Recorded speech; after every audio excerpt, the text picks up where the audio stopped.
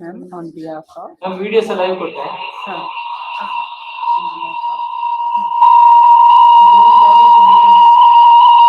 meet ಇಲ್ಲಿ open ಮಾಡಬೇಡಿ. just go to YouTube in case you want. Don't open anything. Yes, in this. Research and Commerce.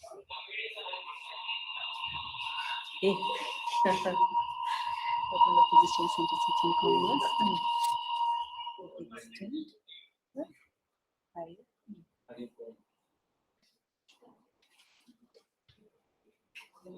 Thanks.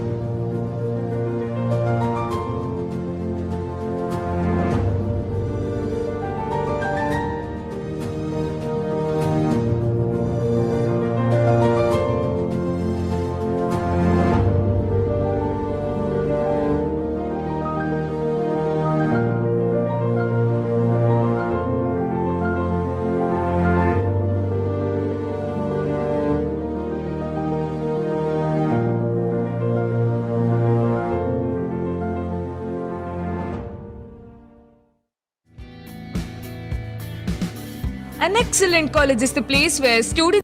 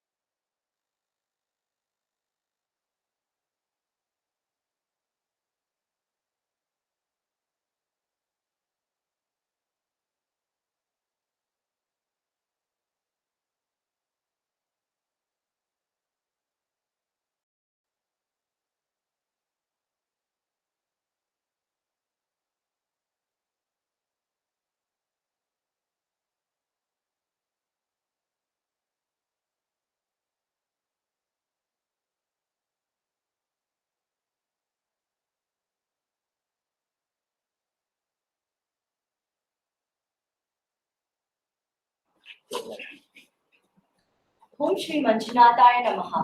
A very good morning to one and all gathered here. I, Ms. Naina Shri, will be the Masters of Ceremony for today's inaugural ceremony of National Level Conference on behalf of Department of PG Studies and Research in Commerce, SDM PG Center, Ujire. The function of prayer is not to influence the God, but rather to change the nature of one who prays. I call upon Bhagyashri and team to invoke the blessings of God.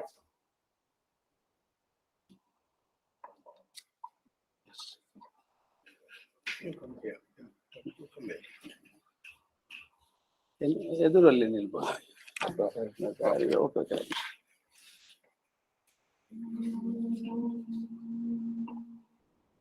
Shambho Girish सुरपूजित कामवैरिम् Gourish Shankar Maheshwar विश्वहेतु Shambho Girish सुरपूजित कामवैरिम् Gourish Shankar Maheshwar विश्वहेतु धर्मस्थलेश Sakalesh दयापयोदे धर्मस्थलेश Sakalesh दयापयोदे Shri Manjunath नितरा कुरु मङ्गलं मे कुरु मङ्गलं मे मङ्गलं मे शिव शिव शम्भो शङ्करा शिव शिव शम्भो शङ्करा हर हर शम्भो ईश्वरा हर हर शम्भो ईश्वरा साम्ब सदा शिव गिरिजा शङ्कर साम्ब सदा शिव गिरिजा शङ्कर गिरिजा शङ्कर गिरिजा शङ्कर साम्ब सदा शिव गिरिजा शङ्कर हर हर महादेव गौरी शङ्कर हर हर महादेव गौरी शङ्कर ॐ शिवाय ॐ शिवाय ॐ शिवाय ॐ शिवाय ॐ शिवाय ॐ शिवाय. Thank you, team. To welcome is to show honor. To welcome is to establish integrity. I now request Dr. Priya Kumari SV, HOD, Department of PG Studies and Research in Commerce to welcome the dignitaries. Om Shri Manjunathaya Namaha. A very good morning to one and all present here. Respected dignitaries, keynote speaker, academicians, research scholar, and all my dear students, I take this opportunity to welcome you all to STALWART 2K23, Day 1 National Level Conference on Contemporary Issues in Commerce and Management. First and foremost, I would like to welcome the inaugurator of this program, Dr. P.N. Uday Chandra, former principal, SDM College, Ujire. I extend a warm welcome to you, sir. I welcome the president of today's program, Dr. B.A. Kumar Hegde, principal, SDM College, Ujire. I welcome you, sir. I also welcome the keynote speaker of this program, who has joined us through Google Meet, Ms. Kavya P. Hegde, Assistant Professor, Department of Commerce and International Business, Central University of Kerala. We welcome you, ma'am. Thank you, ma'am. I extend my welcome to the chief guest of today's program, Dr. Vishwanatha P., Dean PG Studies, SDM College, Ujire. Welcome you, sir. I also welcome Ms. Shakuntala, Dean of Commerce, SDM College, Ujire, to this program. Welcome you, ma'am. I extend heartily welcome to all the participants, research scholars who are eagerly waiting to present their research work in our conference. Welcome to you all. I extend a great welcome to the organizer of this conference, Dr. Suresh Babu. Welcome you, sir. I extend my welcome to Ms. Mamta, staff coordinator of the national conference. Welcome to you, ma'am.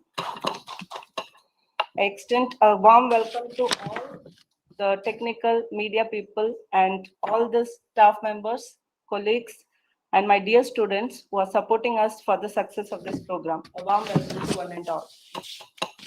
Thank you, ma'am. Welcome to you too, ma'am.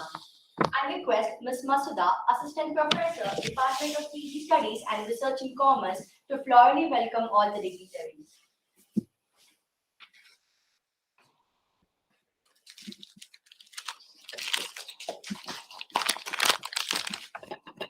Thank you.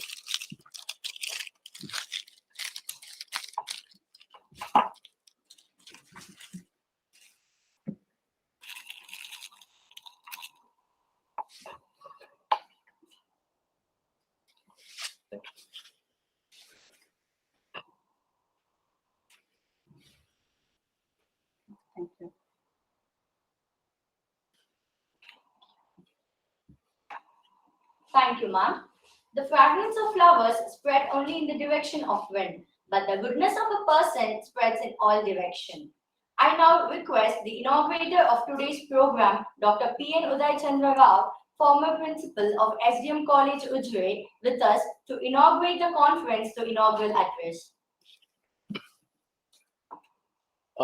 Dignitaries on the offline mode and the online mode, and my dear friends. I congratulate the department for making this national seminar on emerging trends in commerce and management.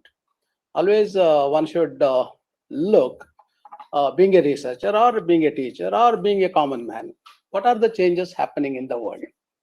So you will find when you start observing the scenario outside, which is maybe next to your compound or on the roadside, then there may be new insights, and that we call it as a research, because once you have searched, then you are you are searching again.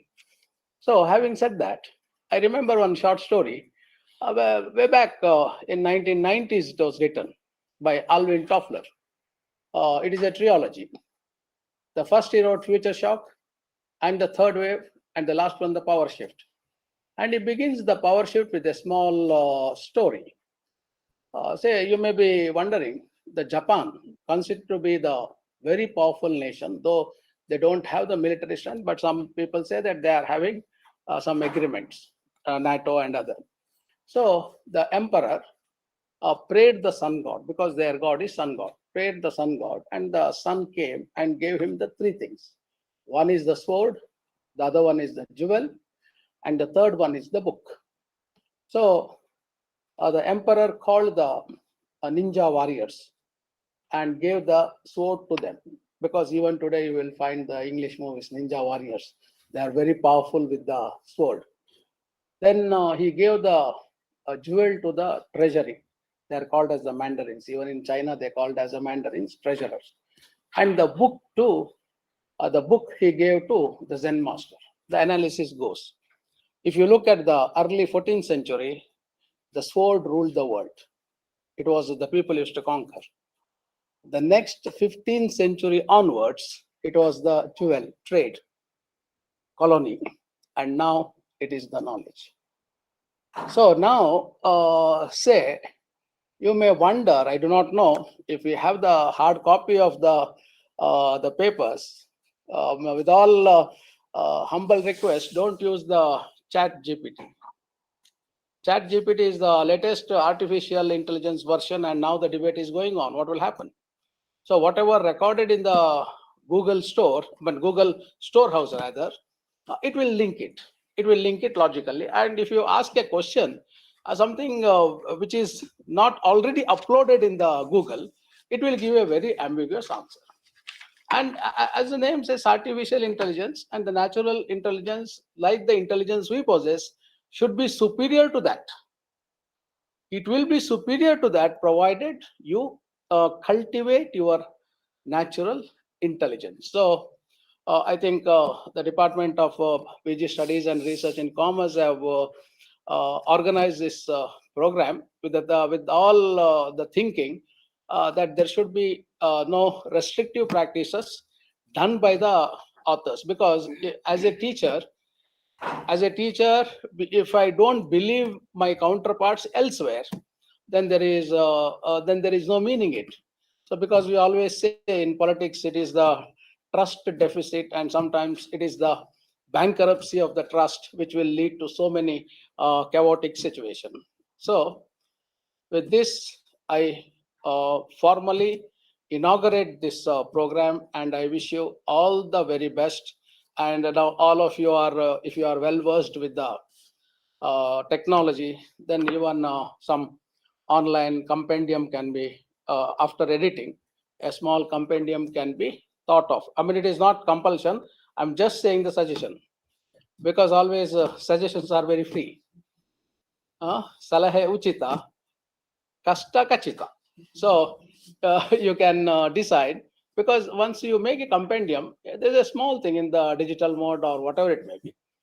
So with this, I close my speech with the small Vedic verse, Ano Badraha Kritavo Yantu Vishwataha. Let noble thoughts come to us from all directions. Thank you.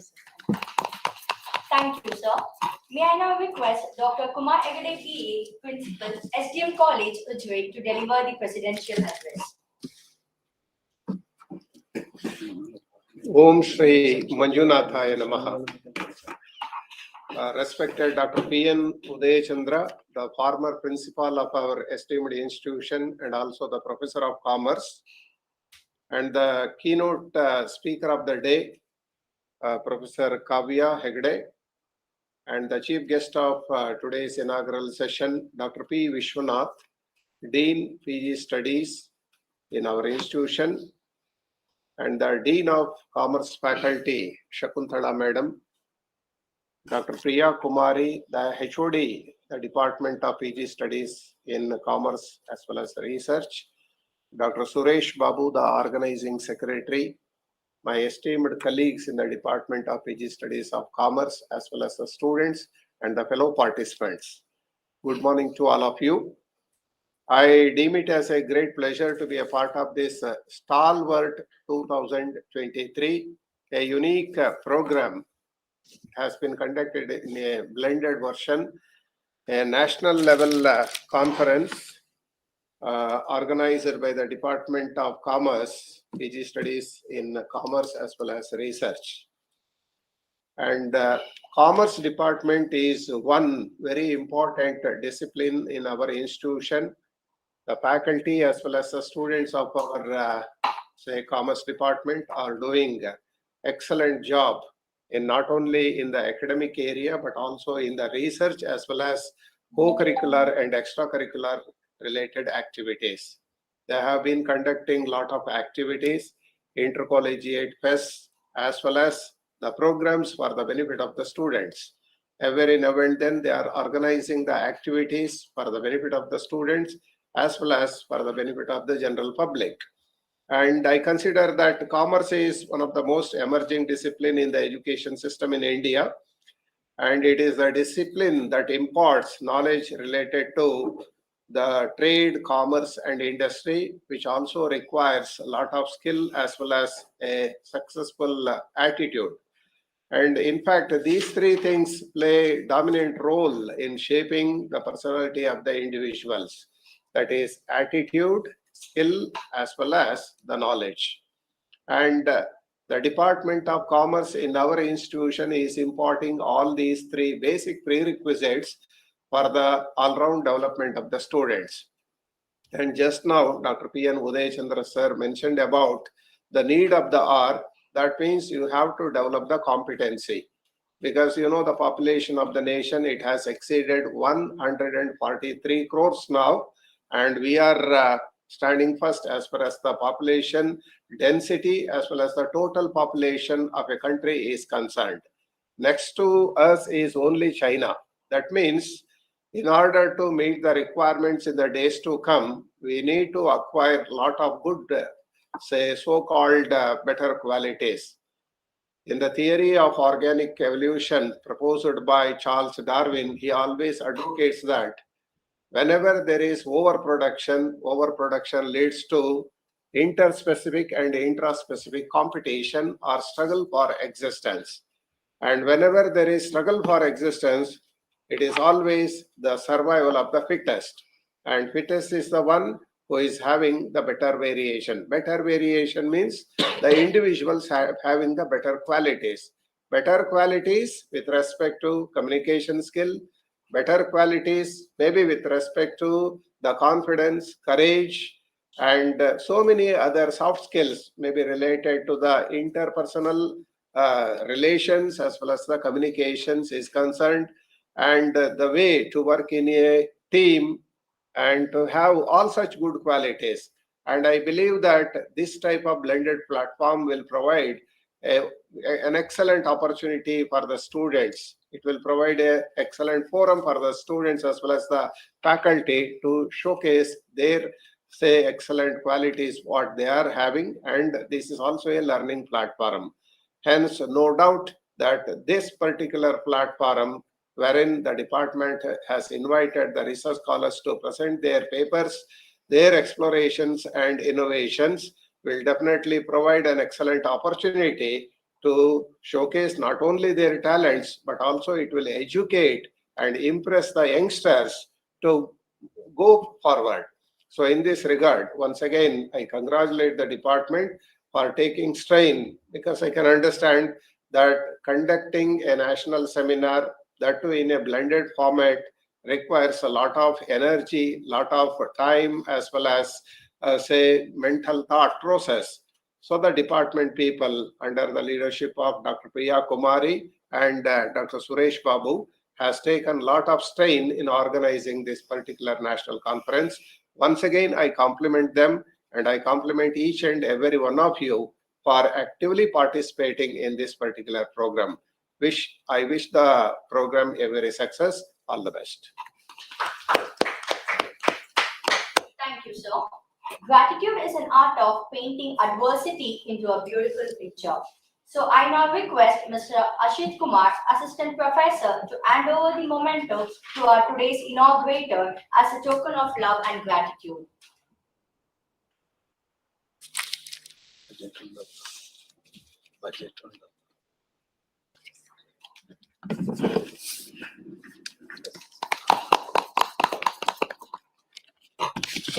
Thank you, sir. It's not happiness that brings us gratitude. It is the gratitude that brings us happiness. Now I request Dr. Suresh Babu, Assistant Professor, Department of PG Studies and Research in Commerce, to deliver the vote of thanks. The dignitaries of the dais and on the dais, academicians, delegates, and students. It's my immense pleasure to propose vote of thanks on the occasion of one-day National Conference on Contemporary Issues in Commerce and Management. First of all, I express my sincere thanks to Dr. V.N. Uday Chandra on the inauguration of this one-day national conference. Thank you, sir. This one-day national conference formal function is presided over by our principal, Dr. Kumar Hegde. On this occasion, I express my sincere thanks to Dr. Kumar Hegde, sir. Thank you. Next, I express my sincere thanks to Dr. Vishwanath, Shakuntala Madam on their presence. Thank you, sir. Next, I express my sincere thanks to Kavya Hegde, keynote speaker, on their presence. Once again, I express my sincere thanks to all my delegates, paper presenter, and the students of various colleges. I express my sincere thanks to our technical team, Mr. Sunil Hegde sir, Satish Chandra sir, and again, once again, a special thanks to journalism department. Once again, I thanks to all my students because of their hard work, their initiative, especially for success of this program. Thank you one and all. Thank you. Thank you, sir. Now I request all the participants to stay back for the keynote address. I request Ms. Sarika Asuvana to introduce the keynote speaker. Kavya P. Hegde is an assistant professor in the Department of Commerce and International Business at the Central University of Kerala. She completed her postgraduate degree in financial management from a constituent college of Mangalore University. With over 6 years of teaching experience in her previous working tenure, she has developed innovative skills to engage young minds in research. She is actively involved in research and has organized commerce and management programs. She has presented numerous papers in international and national conferences on women studies and entrepreneurship. Her research findings through survey have contributed to the academic community, and her papers have been published in edited books and reputed journals. She has attended several workshops and has chaired a national level conference and has also judged various national and state level commerce and management fests.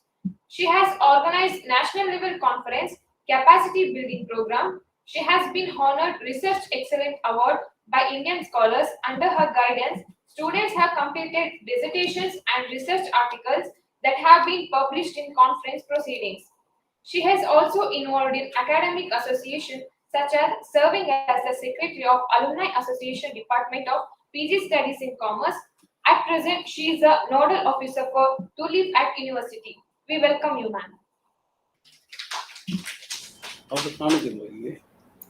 ಅವರು ಕಾಣ್ತಾರೆ.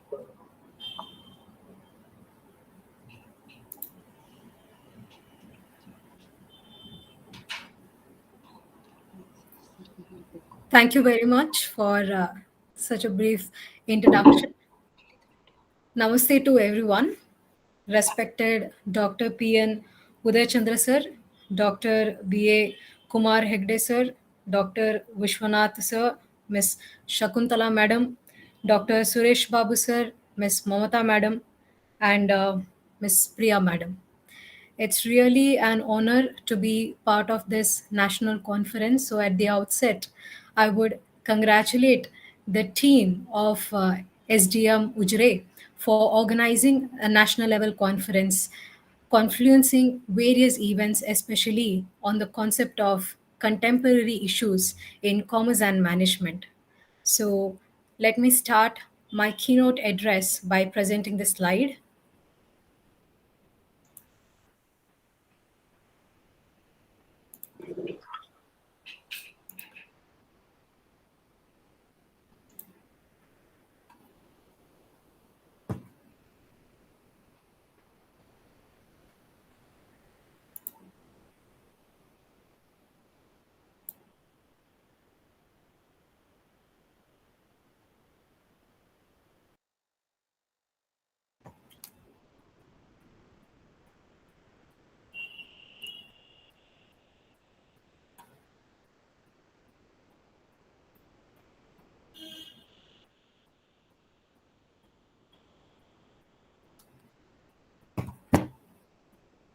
Is it visible?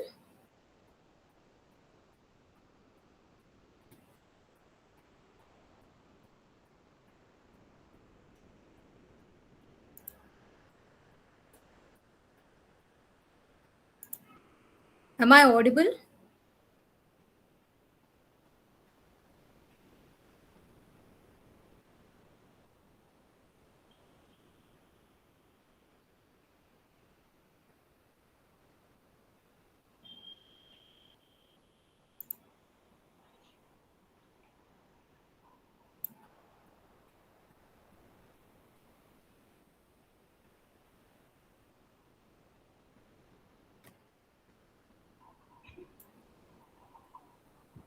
Hello, ma'am. Am I audible?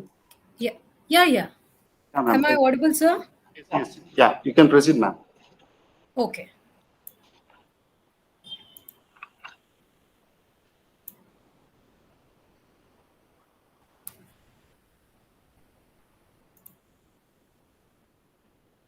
Is the screen audible? I mean, is it visible? ಅದ್ ಕೇಳ್ಸುತ್ತಾ? Am I audible? Yes, ma'am. Yes, ma'am. Am I audible? Yes, I can hear you. Am I audible, sir? Can you hear my voice? Yeah. Everything is clear, ma'am. Yeah. Okay. Yes. Okay. Thank you so much. So today, the topic, the burning topic regarding the contemporary issues in commerce and management, what is being chosen is a buzzing topic which we have been chosen. Now, if we talk about today's world, everything is linked to the global and globalization. But however, if we look back decades or we look before the concept of globalization, India was either connected spiritually or through trade. Even during the invasion time, when the Mughal as well as the Britisher were there, they had visited India for the purpose of the resources what India had. So everything was a perspective of the trade itself. Later, the emergence of issues came into the picture and the significance aspects happened then. But for India, global or connecting with the other countries was not a new concept. It has always been rich in terms of the resources, whether it's a intellectual related or in terms of the trade related. We all will have heard the East Indian Company, who has played a significant role in the industrial revolution in the England concept. Now, why did they enter India? The main reason again was to explore the rich resources what the country was having. So they considered India as a platform to supply the resources for their industrial revolution. And even if you consider the Columbus or Christopher Columbus, who discovered the India because of its abundant resources, especially the rich spices, what was there in Indian country. So, if we connect the same concept of globalization, which I told regarding the trade aspect, now if we connect the same concept of globalization in the spiritual aspect, now the present or the presence of the renowned universities like Nalanda University, Takshila University, they all came attracted or engaged with the Indian country for the knowledge purpose. There was a Chinese trader earlier who is known as the Hu Seng, who actually came to India for the purpose of gaining knowledge. And once after he came to India, and then after getting the knowledge from India, and when he returned back to China, to his place, he described his journey of entering India in a book called as Siyuki. So in English translation, it is known as the Record of Western Countries. So the main purpose of him again entering to India was to attain the knowledge and for the educational purpose. So, in this present, the commerce in India can be considered to have started from the 1990s, where the industrial revolutionization, liberalization, privatization, globalization have connected India to the global linkages. So at this juncture, the technological advancement have reached at a greater heights and it is increasing in dynamic market. So we can't stop any kind of changes because change is inevitable. We just have to adapt to the changes. If we don't get adapted to the changes, we have to come out of that particular market. So to sustain in a particular environment, to sustain in a particular aspect, we have to adapt the changes. Today in commerce, we speak about the artificial intelligence. I heard Sir Uday Chandra sir who spoke regarding the chat GPT. Now, these are nothing but the artificial intelligence, which is acting to be supreme than human intelligence. Now, we have to be superior than that if we have to sustain in this world. If we get connected to all these artificial intelligences and dependent on these artificial intelligence, the days are not less where the artificial intelligence will rule us, rather, we ruling them. So it's very important that this concept of contemporary issues in commerce and management to be spoken at greater context so that the youth can consider it seriously and can create and innovate the things which are coming into this context or in this particular aspect. So today we are discussing these concepts, and before I speak regarding the artificial intelligence or the present corporate scenarios or the present commerce and management aspects, I want to tell you all how the present corporate situation is all about. So if you see the slide, I have put there the quotation, I've put there the information that the present day, the corporate scenario is dynamically advancing and changing. So are the problems and issues and challenges with business enterprises in this contemporary setup. We are nowhere what we were earlier. We have totally updated. Just like I'll give you an example of a simple example what we and all can get connected to. Now let's take an WhatsApp. how this WhatsApp started. The WhatsApp started with a mode of messaging. Later, WhatsApp introduced the smileys concept. Then, WhatsApp introduced the image concept. WhatsApp introduced the calling concept. WhatsApp introduced the video calling concept. Then, status concept. Then, now it's a time where in a status you can even send the voicemail also. So that is a situation what it has come. So there are a lot of changes which is taking place. If you don't get updated, you can never go into the flow. So companies also are facing a lot of problems and management issues which are in a concern today. Like we have observed lot of numerous products, techniques, managerial styles, distribution styles which have undergone revolutionary changes.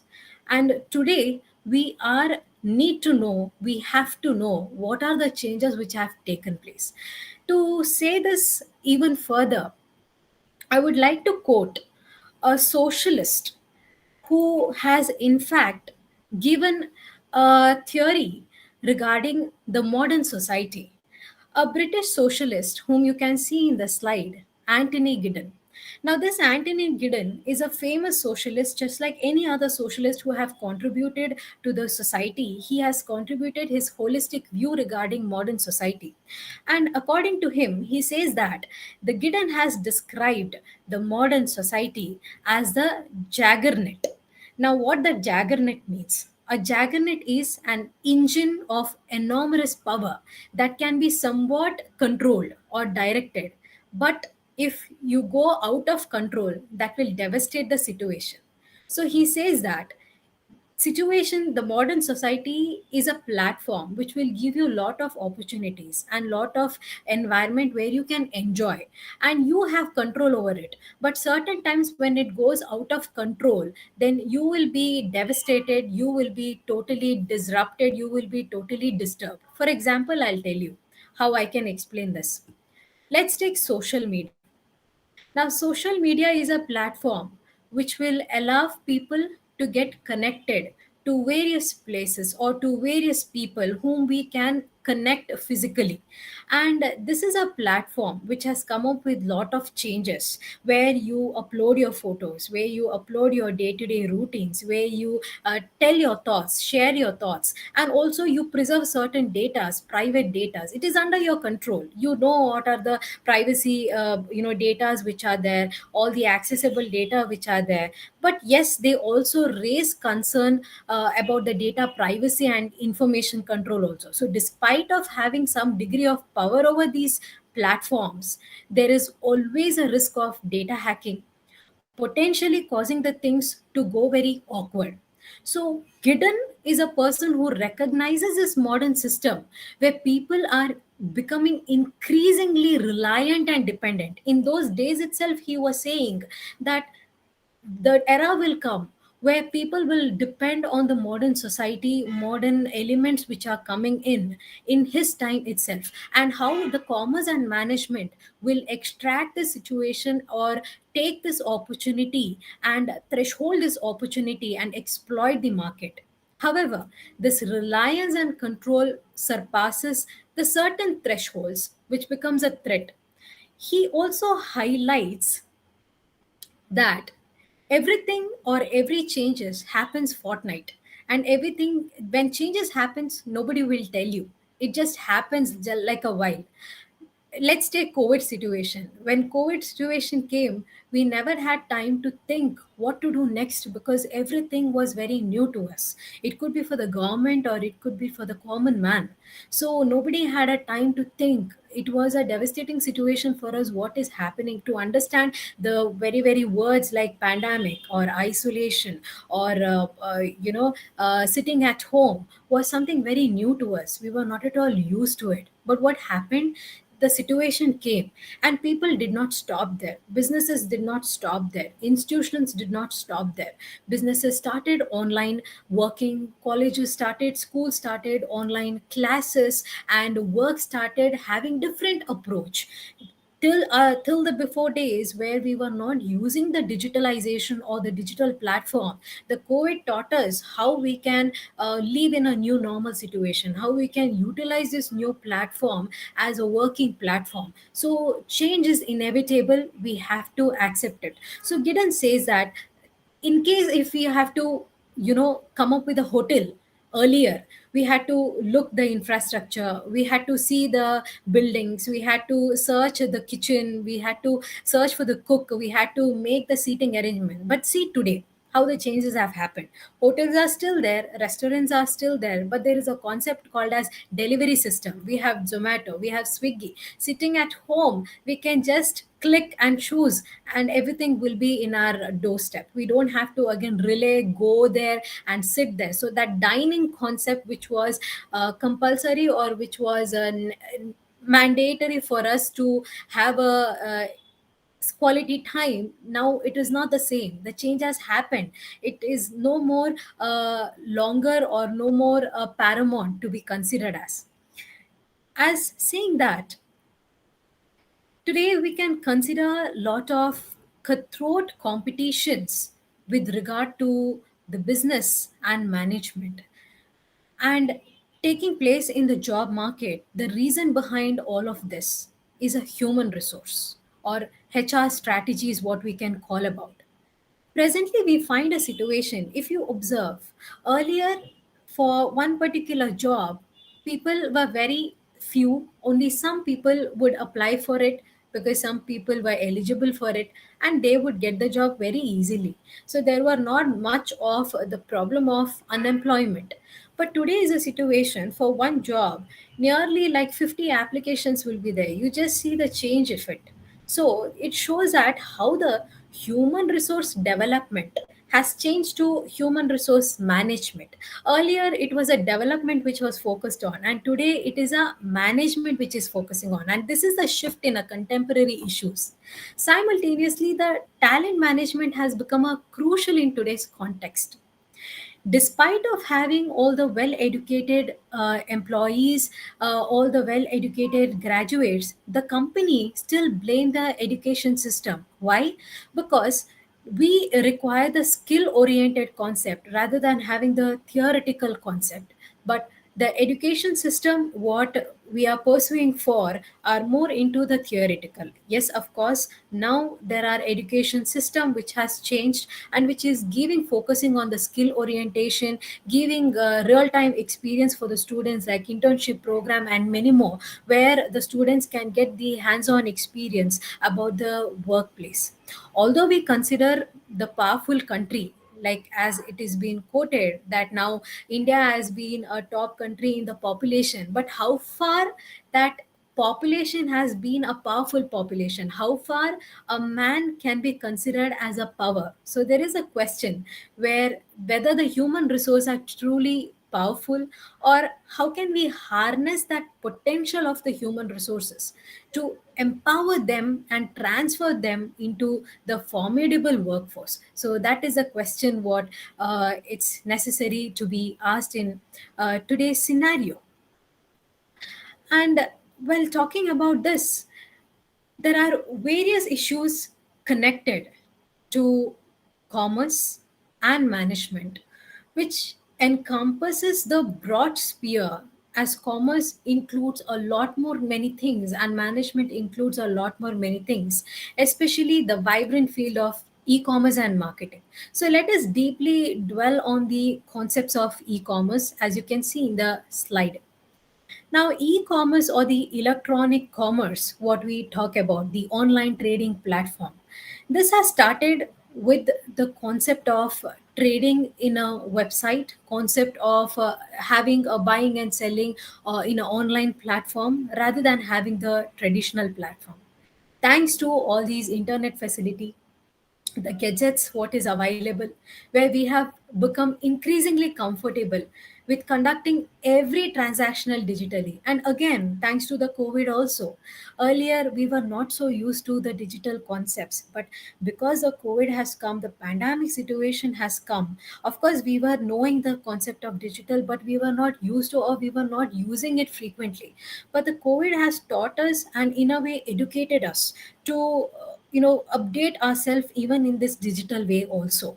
So we got very familiar with the smartphones, we got very familiar with the paying transaction online banking, mobile banking system. We need not again go to traditional way of banking, traditional way of trading, traditional way of going to the market and getting the grocery items or the luxury items. We can get it in our fingertip itself, right? So every individuals without the formal education also was able to operate the gadgets or were able to operate this online transaction with the voice commands or video calls or even by scanning the QR code. And now because of the artificial intelligence, it has become still easier for the people.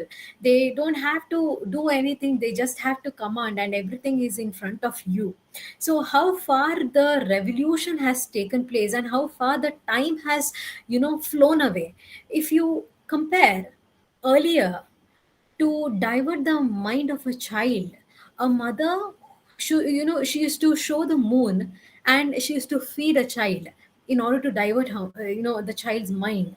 But today the same situation is there, but process remains the same, but the moon has been replaced with the mobile phone or the gadgets.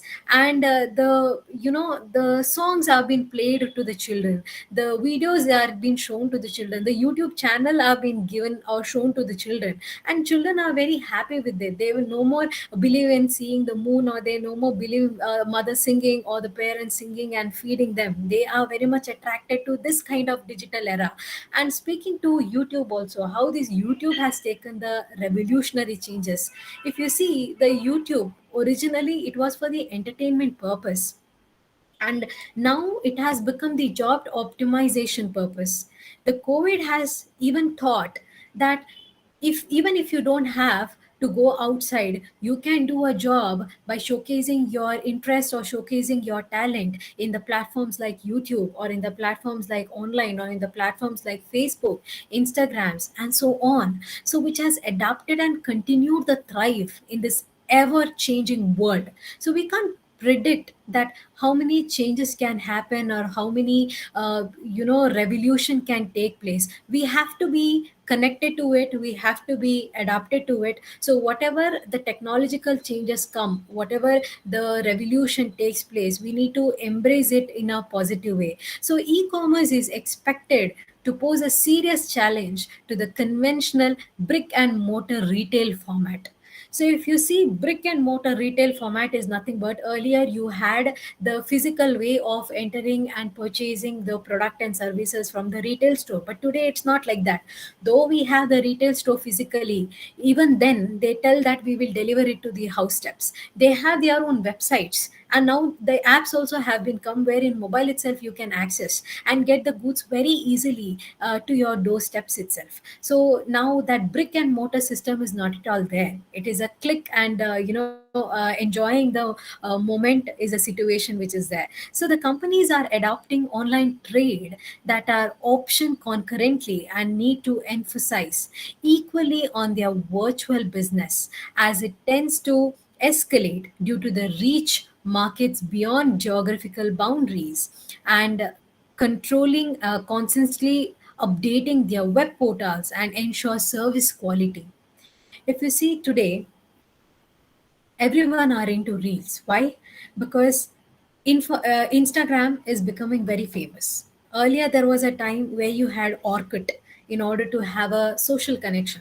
Then comes the Facebook, then comes the WhatsApp, then comes the Instagram. Today the reels are making very much hike in the market, and it's been very accepted very openly. And in case if the businesses today says that no, we are not going to connect it with the Instagram reels, or we don't get connected to the social media where other companies are doing that, other businesses are doing that, then they simply leaving out of the market very easily. They can't do that. Whatever changes happens, they have to get adapted, whether you know or whether you don't know. And even if you consider the marketing concept also, the marketing, what we all are aware of, there are 4 P's in marketing, right? And today there are 7 P's in marketing. Tomorrow we don't know how many P's can add up. So that is a situation when we are talking about the e-commerce and the electronic system. So talking about the emerging issues in marketing,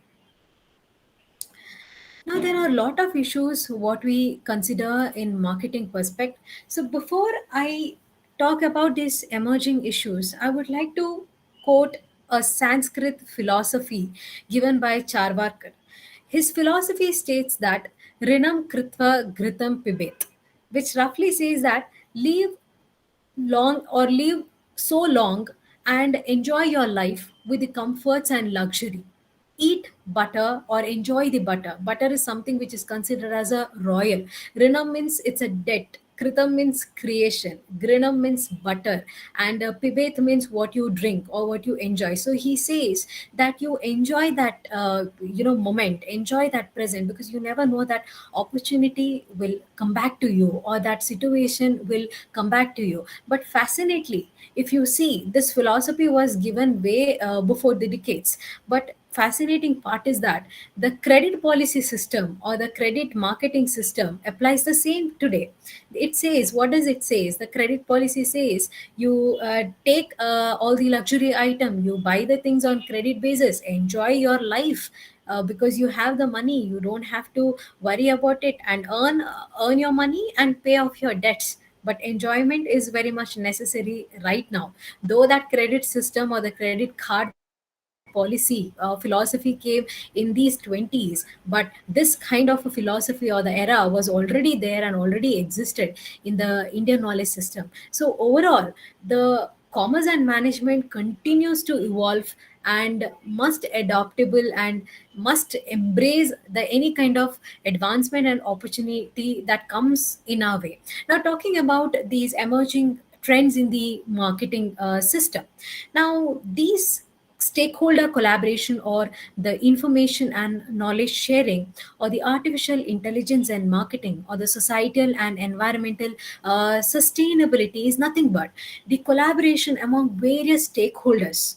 In the agriculture sector it could be, or the rural sector it could be, including the farmers or including the agri-businesses, the government agencies, even considering the non-profit organizations, the research institution, research and development institutions will build a holistic and sustainable marketing initiative. Nobody can consider the platform alone. Everybody have to get connected. When you have that holistic view, you will be able to expand and explore the market in a very better way and in a very updated way. So that's what these education system also is aiming for, the holistic view of understanding, the holistic view of giving the education where the students get updated to the present, and when they go into the job they will be able to do the things and get adapted to any kind of changing environmental. And that kind of holistic marketing initiative or holistic view of initiative in marketing can lead to knowledge sharing, and it can lead to innovation, it can lead to capacity building and innovation in marketing artificial intelligence. When I say this artificial intelligence again, today we have this internet of things called as chat gpt, open AI, and you will have heard even about ask Diksha also. In the can I know anybody has heard this ask Disha?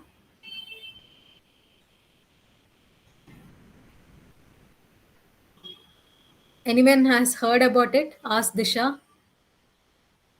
It's again internet of things by the Indian railway system. So what they do is that instead you call and wait for the the service person to talk to you or rectify your queries, you can just chat with the artificial intelligence who will give you the preliminary solutions. So today same thing has been adopted in various marketing channels. Nobody is directly contacting you. They will assist with these artificial intelligence or these kind of chat, like ask Disha, which will solve you preliminary problems what you are facing, and at the preliminary problems itself you will have got the solution, so you don't have to again contact. So how these marketing is revolving and how this holistic view is giving the chances towards the innovation and increase the creation of supporting ecosystem. Now today, if you see these marketing concepts also, the trading concepts also, or we consider a retail chain or a supply chain, it's all about omni channel of retail strategy. Now what is omni channel of retail strategy says? Now the motor and the bricks and mortar channel says only the physical existence. The omni retail strategy channels talks about the various collaboration of social media, the various collaboration of channels, which will give a seamless customer experience. So it integrates different sales and communication channels that the customers uses to combine the strength of each channel and deliver a customer experience that is convenient, consistent, and a holistic situation for the same. Now if you see the ones who do not use this omni channel of retailing strategy, they are very weak in retaining the customers, because customers are getting attracted to all those businesses who are giving them the platform where they can communicate, where they can see the reviews, where they can see what is there in the market, and then enter into the market and buy the product. Yeah. So if you see the customer retention rate, 89%, the retain rate in the omni channels are the ones who are giving this kind of a platform, whereas 33% are the ones who are having a weak customer retention rate, who are not following this omni channel or the strategy in order to induce the customer. So when this is a situation, it's very necessary to adapt to the changes and dwell with the changes what is happening.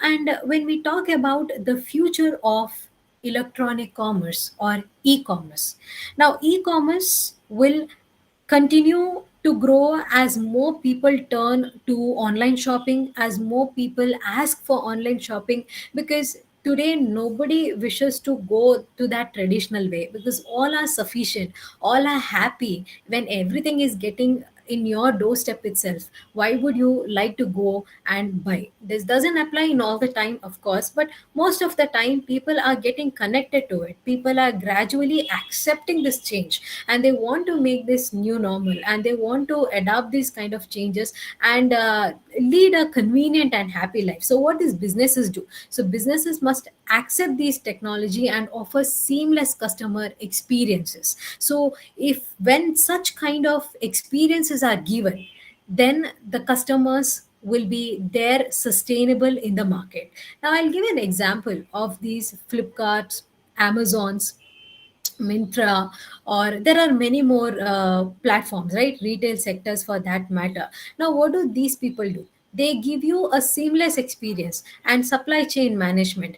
Wherever you are there, you're getting, all the facilities. You're getting, every chance of how you can make the payment. It could be, or how you can access the product. It could be. Maybe you have options even in the retail sector also. They have their own website, they have their own apps where you can see the availability of the product, what kind of product you can go to. And even if you consider the physical retail strategy also, no more nowhere you have a salesperson who is guiding you, you have to take this, you have to buy this, or please see the possible options which are available in this particular product. It is not at all there. That concept is not at all there. Everything is arranged very systematically. When it comes to garments, the colors are arranged very nicely: dark pinks, light pinks, and baby pinks, and many more, dark blue, sky blue, or royal blue, and many more. For men it is separate, for ladies it is separate. Why? Because to attract the customers, every self service option or every various shipping and pickup option. So you have the authority, you have the freedom, you have the autonomy, whether you want to pick up on what date. You can choose whether this day I want the delivery of the products, or the next day I want the delivery of the products. Even payment also, nobody had to wait for the cash on delivery or the cash payment. The gateways are there where you can go for credit payment, you can go for debit card payment, you can even go for the online payment or the UPI payment, and check up the checkout process also. It is very simple and it is very acceptable for the people to dwell with the changes rather than sticking on to the traditional way of indulging into the marketing concept. So this electronic concepts are engaging more and more, and the business have to just adapt to the changes and not having any other option. Now if you see, I have given a picture purposefully in the slide. So the picture what you can see is in from one of the online platform, the retail platform where I have taken. Anybody ever thought that a cow dung cake will be available in the online platform also? These cowden cakes are the cakes which are usually available in the rural areas or the rural sectors, or at least at the home where the cows are available. They make this the cake and then they sell it to the people physically. But we never thought how the revolutionary has taken place. If you see, it is available in the online also. Those who wish to buy these cowden cake, they can buy it in online at a reasonable price. And even you have a bank offers, you have a EMI offers, you have a partner offers, which is very much making seamlessly for a purchaser to purchase anything on the online platform. Now see the future of the shopping what we are talking about. We never even dreamt also that this kind of cow dung or the cow dung cake can be available in the online platform. So we never know what kind of situation will come, what kind of changes can take place in this electronic era or the commerce era or the shopping era what we talk about. Now having said this, these are not less with the threats what we are facing. If you see the smartness of a smartphone, now smartphone is something which will help you in assisting, help you in saving the data, help you in making your life very smooth. You need not again type, you can just voice it and the message will be sent.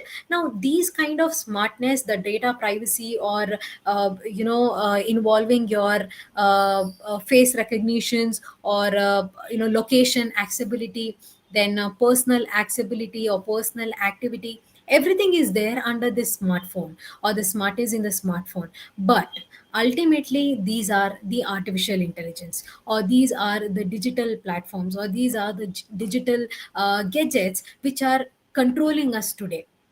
We are making them the data available to them. If we have to accept any kind of apps, we need to give them access to our storage, to the location, to the calls, to the word, and many more. So we itself giving the permission for them that you collect our data, you take our storage. In our storage we will have a lot of confidential documents, we have a lot of images. But what is happening, if you don't give that access, you can't uh, enjoy that app, or you can't enjoy that process, or you can't enjoy that particular platform or the aim which is asking for. So gradually we are so used to this kind of smartphone things, and that seamless life and very enjoyable life, we tend to give access to everything. And these kind of access will create a threat for us, and will create a kind of difficulty for us in this electronic era, or in this available era. But having said this, there are lot of changes and a lot of innovations which are taking place along with the threat what we are talking about. So to be competitive in the international market, it is imperative for the company to foster more innovative in their offering portfolio and accommodate the changes happening in the industry. If they don't be competitive, if they don't provide you the necessary information or the necessary changes according to the change in the environment, then no more the customers or no more people will entertain you. They will go to the competitor. So the companies are striving very hard to innovate in every manner, in a cost efficient manner. It is only through the innovation that the companies can ensure the longevity. Unless and until you come up with the innovation, you can't do anything. You have to come up with the innovation. You have to see what is happening right now. Just as I told you, the reels today, it is more about the reels which is happening. So if a business says, no, we don't promote our products or we don't promote our company in this reels, then people will not tend to come towards you or not give much importance to you. Why? Because in the reels they are getting every other competitor's company and they are finding it very fascinating and they are getting connected to it. So tomorrow we don't know, today is a reel, tomorrow what will come.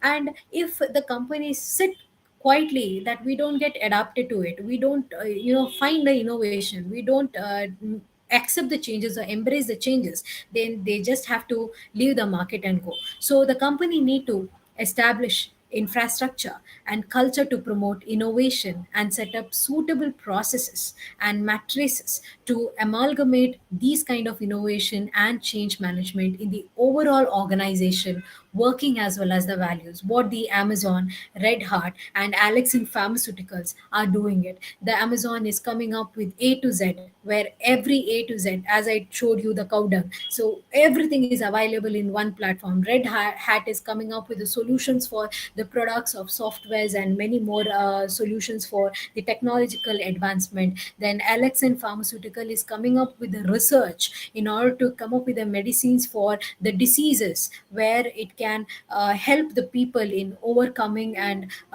curing the diseases to certain extent. So this is happening and it is very much necessary to happen as well. Having said this, with all the managing changes and the innovation, it's very necessary to involve ourselves in the work ethics. Now, this work ethics of the employee have a direct influence on the employment contracts of the firm. If the firm wishes you to promote, if the firm wishes you to appraise, if the firm wishes you to reward, it will see how ethical you are in your employment era, how ethical you are in your companies, how ethical you are in your workplace. So the companies are constantly facing the challenges for the managers and the leaders who are to have an enduring economic returns through abiding its sustainable initiative. However, the sustainable corporate ethics and imbibing them into the company's protocol and employee is one of the key challenges. If you see today, the work ethics what we were having earlier, the manually we were doing everything. If you have to sign attendance, we had to manually sign, whether it is coming in or going out of the business, we had to sign. But this category or this kind of platform was misutilized or manipulated, through which the punch machine or the biometric concepts came into the picture. Now, what I had told earlier, how this artificial intelligence is trying to monitor us, how artificial intelligence is trying to rule us, I'm connecting it to this concept. What was there earlier, the ethics, what we had to follow and what we have misutilized, because of that, we are giving away for these kind of artificial intelligence to enter, like biometric or the punching machine, or everywhere there is a CC camera to see the alertness. Why? Because the behavior has to be looked after, the discipline has to be looked after. So this work ethics plays a very, very important role in the contemporary issues of commerce as well as management. And as I said, the change is inevitable.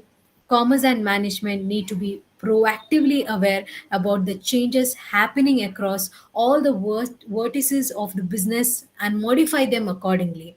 If they don't modify it, then they will have to end up leaving the market. There is no option. You can't just stop it. How life goes on and on, even the change is going on and on. Today is this platform, tomorrow you don't know what robotic science will come, how machine learning will evolve, how it takes a revolutionary changes again. So however, challenges are part of the package of the companies, and they need to be better prepared for the same, for all the challenges. So having said this, as the challenges is coming, there is a sustainability concept which is very important. So all the above what I have discussed, the moreover everything concept comes with the sustainability. When we think about the future generation which is yet to come, we need to retain the resources for them, where the concepts like green marketing or green banking or plastic free concepts or even corporate social responsibility, which is a mandatory as per the Companies Act of 2013. To that extent we have reached. Now why it was possible? Because somewhere our miss responsibility which has happened, our spoilage of activity what we have done to the environment has created all these new concepts to come into the picture. But however, the sustainability is mandatory, because every resources all are equally applicable to that, all are equally available to that. So we can't restrict, or we can't just utilize everything and exhaust the resources. It has to be sustained, it has to be given back to the next generation, and that's what the corporate social responsibility is doing. And when I talk about this corporate social responsibility, this particular element has become a strategic element in marketing concept. People are observing, people are seeing, and people are getting attracted, and people are getting attached to those company who are giving back to the society what they have taken from the society. So such kind of sustainable activity what the business can do in this commerce and management era can bring a revolution change in tomorrow. So having said this, I would like to quote the Sustainable Development Goals, where the United Nations have already been set up from 2015. So there are 17 goals which are connected to this. I hope you all are aware about this. The 17 goals of the Sustainable Development Goals. Now, in September 2015, all 193 member states of the United Nations adopted a plan for achieving a better future for all, laying out a path over the next 15 years to end the extreme poverty or fight inequality and injustice and protect our planet. So at the heart of the agenda 2030, which is aiming all these eradication of poverty, it could be of fighting against the inequality, it has to happen by 2030. And all the 17 sustainable development goals which clearly defines the world we want,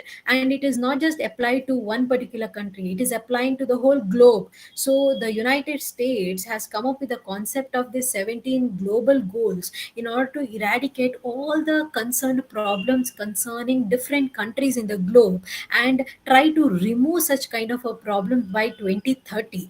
And yes, even India is working towards it and making its good step in understanding this concept. So you can see in the slide there are different elements or the different goals what the United States have connected and quoted over here, like no poverty, zero hunger. These are certain problems, or these are certain areas where the globe is facing, considering each country and each situation. So good health and well-being, quality education, gender equality, then clean water and sanitization, and many more, responsible consumption and production, climate actions because of the climatical changes which is happening and the destructions which is happening, life below the water, the cultivation, aquatic cultivation, which I'll be talking about in the next slide, life on land, peace and justice and strong institution, partnership for the goals, So no matter how large or how small, regardless the industry is, all the companies can contribute to the sustainable development goals. And it has to start from the local. You can't expect it to happen from the global level itself. From the local, it has to go to global. That's when these policies can be truly implemented, and these policies can be seen in this 2030 happening very widely. And the United States even says that companies can even follow the global compact. There are 10 principles of global compact which focuses on human rights, labor, environment, and anti-destructions. So if these policies or these ethical norms are considered seriously, then nobody can stop the globe to achieve this sustainable development goals. So as we said, the global challenges ranges from climate, water, and food crisis to poverty to conflict, the inequality, and everything is in the need of the solution that the private sector can deliver, and large and growing market for the business innovation. So in the rush of these transformation system or the transformation of business strategy, we should not forget the integrity and value what we are having. We should go with the change along with the integrity, the value, the sustainable development what is needed for the nation. As I said, I am focusing along these, among all these, I am focusing on the life below the sea, the life below the sea, which speaks regarding the aquatic agriculture or the seaweed agriculture.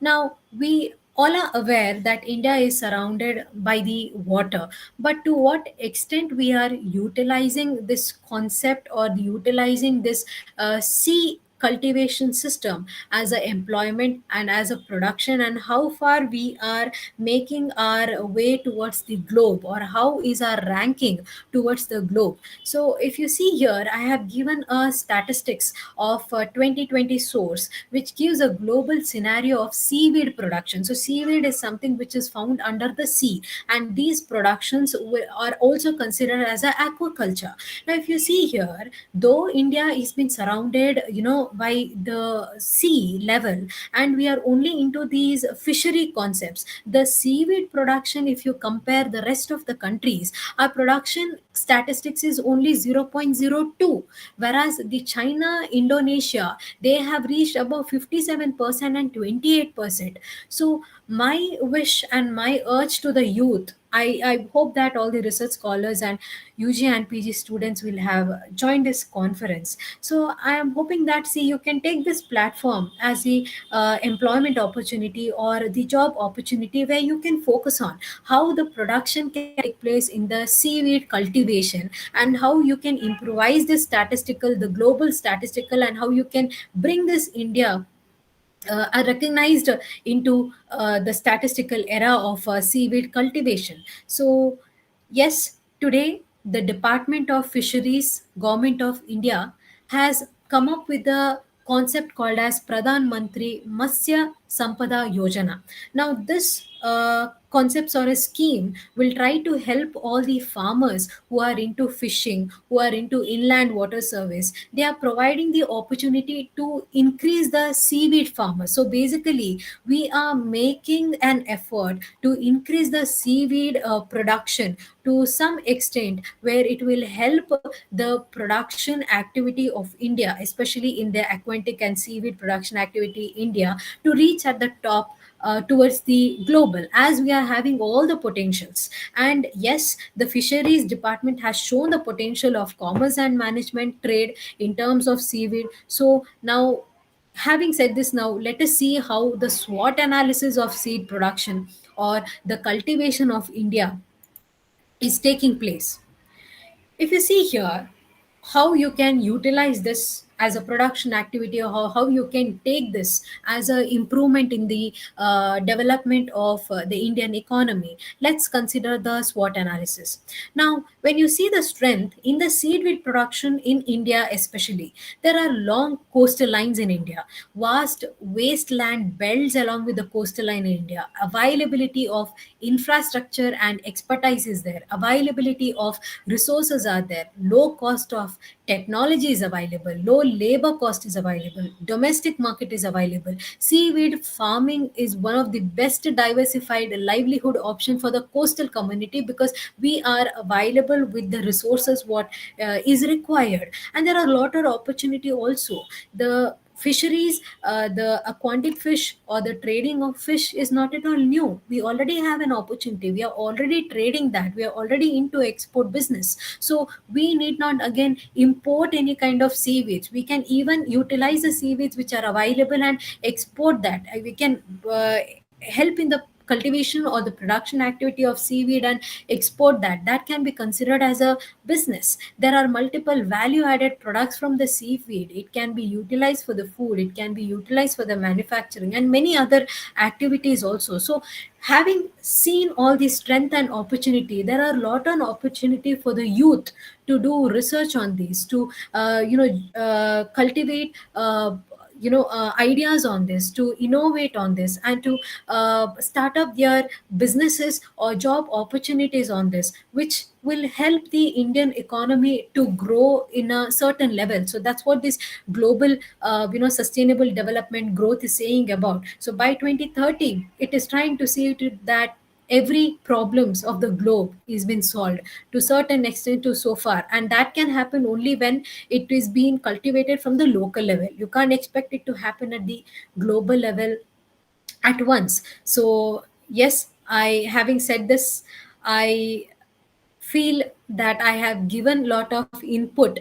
especially in the electronic data and in the marketing concepts and the HR concepts and revolutionary sustainable development concept. What are the emerging issues and emerging trends which are coming forward for the youth and educationists and all the practitioners who are into this commerce and management. So I hope this presentation was useful to you all. I hope all the researchers and research scholars have utilized these options for your research area, and I hope all the academicians will look forward to these kind of ideas and promote these kind of ideas for the future also. So having said this, I thank the SDM College Ujire for giving me an opportunity to explore and share my small knowledge or little knowledge with all the people who all the participants who are connected over here, and giving some kind of knowledge to them. So I thank you so much. I congratulate for organizing this national level conference, and giving opportunity to a lot of the researchers to present their papers, to showcase their research skills, to showcase their innovation, and coming up with the great ideas. So thank you so much. Especially I thank Dr. Suresh Babu sir, who invited me to be part of this session, to be part of this conference. I'm very grateful and I'm very thankful to all the staffs, students of Department of PG Studies and Research and Commerce of SDM, and all the academicians who are present over here and the dignitaries who are present over here. Thank you so much once again. Thank you, ma'am. Your valuable presentation. Once again, thank you for you, ma'am. Thank you, ma'am. If anyone is having any queries, please do raise your hands and ask the question.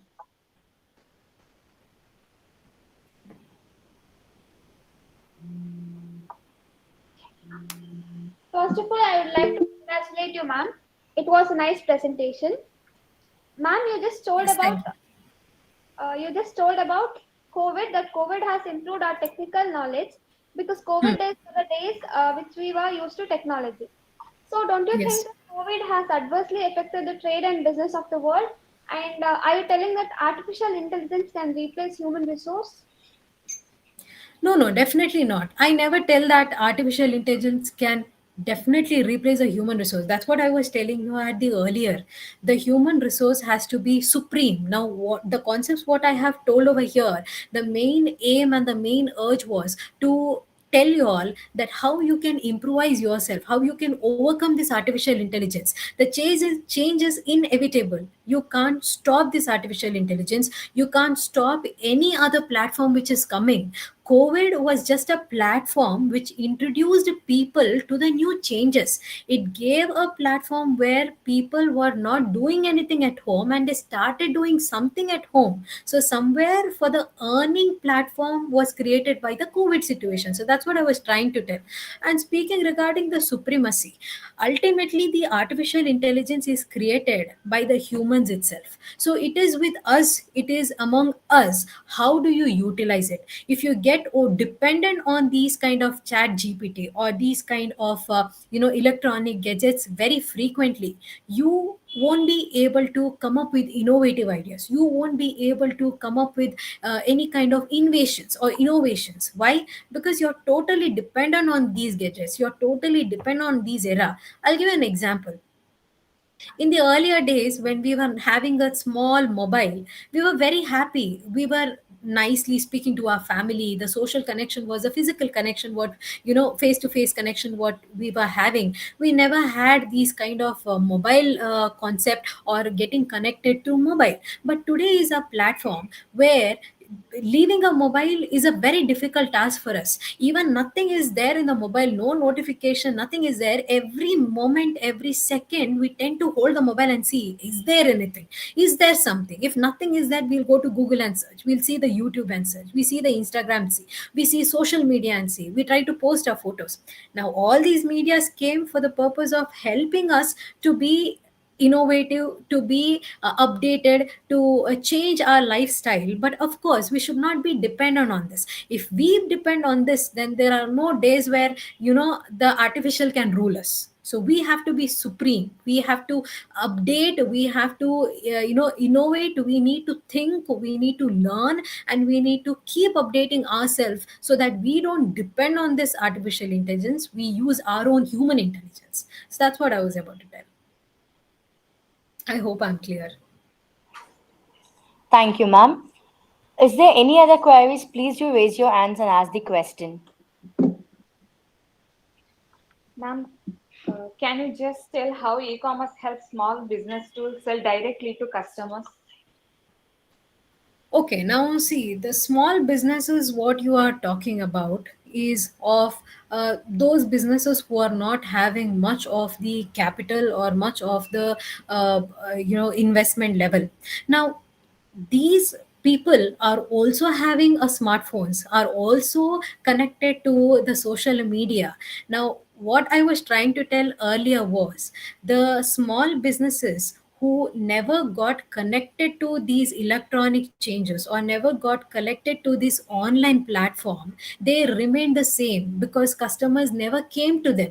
When these people innovate themselves and also accept the change what is happening, gradually it will attract the customers. There are a lot of people who are doing this also. See earlier, again I'll tell you all the example, this COVID situation only what I'm telling. The earlier these vendors and all, they were never having these UPI system, they were never having this payment system and all. Now what happened when this COVID situation came, the whole era of payment, the gateway changed, right?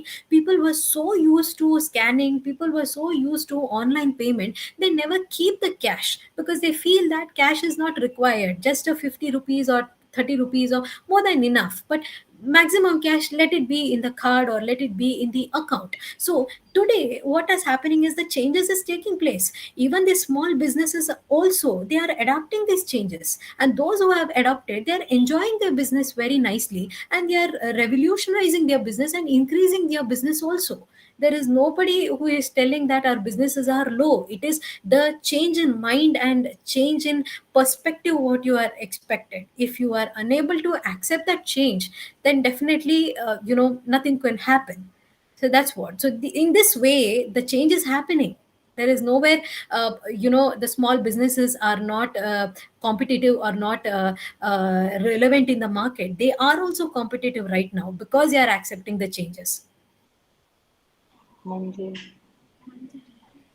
Thank you, ma'am. If there is any question, you can ask, and this will be the last question. Please do raise your hands. Ma'am, as a commerce student, we know a fact that more than anything else, businessmen must concentrate upon profit maximization. But along with that, we even should consider sustainability development and CSR activities. How can a businessman frame strategy to balance both profit maximization as well as sustainability development? Okay, I will give a counter question to you that why do the business run business in the environment? Who gave the authority for the business to run their business in the environment? Market. Market or a society, right? So when you are taking something from the society, it is a humanity or it is a grounds of humanity where a business has to give back to the society also. The earlier businesses accept this, the more and better the business can be. If we are in the notion that only profitability is there because we are a small business people, that's not going to happen. Here nowhere the business is small business or a large business, it is ultimately a business. The giant is also doing a business, the small companies are also doing a business. It is on your perspective how you want to do a business. The responsibility, social responsibility is a must, because we are using that environment which is allowing us to do the business, and we have got everything from that environment itself. If we are not ready to give at least a 2% of the profit, or at least a minimum profit for that matter, because a CSR may not be mandatory for every company, it is to the threshold of certain company where they have to do. But anyway, if you are taking these small companies also, if you are unable to give them in one or the other way, it need not be that you have to give cash only, it need not be you have to give anything only, you can do in many other ways also CSR activity. It is just that the statement which is given 2% has to be given for the purpose of CSR activity. So there is no concept of small business doing CSR, we are having less profit, definitely not. If you want to sustain, if you want people to accept you, if you want society to accept you, be ready to give part of it to the society. That's how the society grows. If you are not ready to make your society, or you don't consider the societal problem, and society also doesn't consider you to run your business. I hope I have justified. Yes, ma'am. Thank you. Thank you so much. Now we are at the end of the formal session. I now request Ms. Mamata K, Assistant Professor, to deliver the oath of thanks. On behalf of the Department of PG Studies and Research in Commerce, I would like to extend my gratitude to the keynote speaker, Kavya Hegde, for spending her precious time with us and sparing valuable thoughts with us. Thank you, ma'am. Thank you, ma'am. I request all the presenters to join the paper presentation to the link provided. The paper presentation will begin